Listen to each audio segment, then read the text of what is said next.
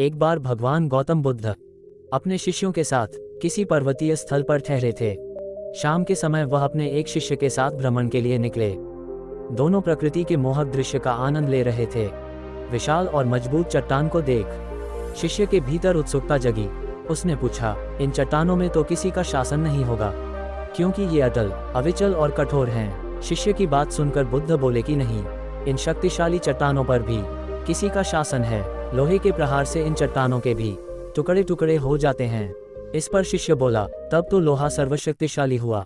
बुद्ध मुस्कुराए और बोले, नहीं, अग्नि अपने ताप से लोहे का रूप परिवर्तित कर सकती है।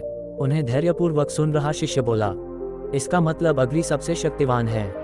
बुद्ध ने फिर उसी भाव से उत्तर दिया, नहीं, जल अग्नि की उष्णता को शीतलता में परिवर्तित कर देता है तथा अग्नि को शांत कर देता है। शिष्य कुछ सोचने लग गया।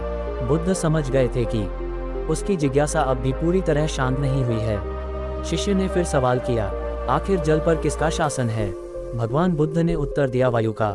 वायु का वेग जल की दिशा को बदल देता है। शिष्य कुछ कहता इससे पहले ही बुद्ध ने कहा कि अब तुम कहोगे पवन सबसे शक्तिशाली हुआ। नहीं, पवन सबसे शक्तिशाली नहीं है।